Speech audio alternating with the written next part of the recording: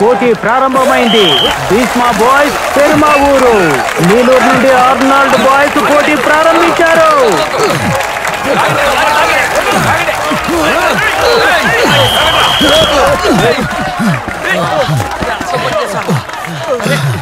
సరిగ్గా తాడు లాగుడు కూడా రాలేదు. కొంచెం కూడా సిగ్గు లేకుండా పాల్గొనడానికి వచ్చారు చూడు. మీరు మీకు తాళ్ళు లాగే పోటీ అంత అవసరమా? గెలవలేదు వాళ్ళు.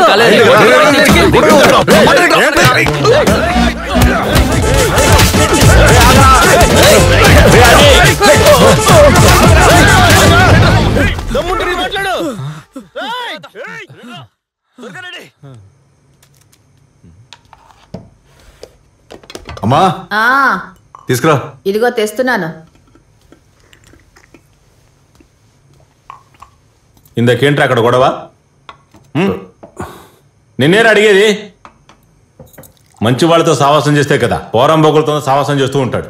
పనికి మొదలైన పెద్దవా జిమ్ ఒకటి మొదలు పెట్టాడు, అది అలాగే ఉంది. నెల నెల ఫీజు కూడా తీసుకోవడం లేదు. తీసుకున్నావంట్రా?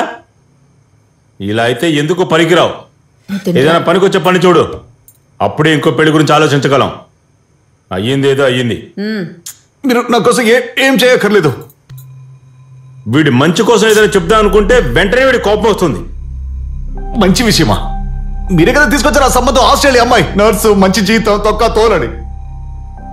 మీ అత్యాసే నా జీవితాన్ని ఇలా పాడు చేసింది.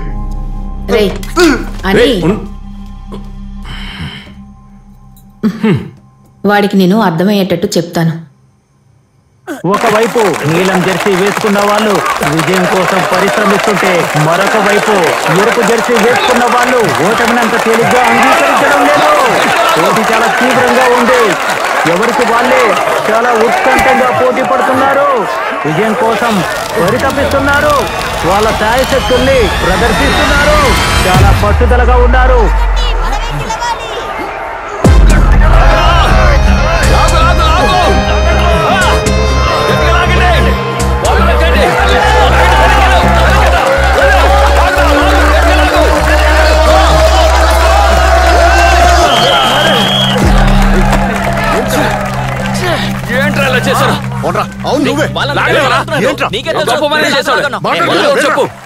నేను చెప్పిందంటే మీరు చేసింది ఏంట్రా? లాగుంటుంటే ఏంట్రా? ఎందుకు వచ్చారు? ఓడిపోతే చూడడానికా? ఇప్పుడు సంతోషమా? ఊరుకోరా. నాకంటూ కొన్ని నియమాలున్నాయి. దానికి మీరు సమ్మతించారంటే నేను మీతో ఉంటాను. చెప్పండి నాన్న. మనకి 2 టీంలు ఉండాలి. 7, 14 మంది. ఎవరెవరు ఏ టీంలో ఉండాలో నేనే నిర్ణయిస్తాను. ఉన్న వాళ్ళలో బెస్ట్ ప్లేయర్స్ అందరూ ఏ టీంలో ఉంటారు. మీకు ఓకే అయితే రేపు సాయంత్రం వచ్చి కలవండి. ఉన్న కుర్రాళ్ళందరినీ తీసుకొచ్చేయండి. అలాగేనే. అన్నని కాదు, ఆచార్యని.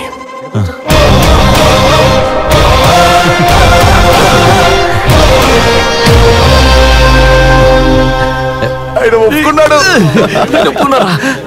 ఇకపై ఆయన మన కోచ్.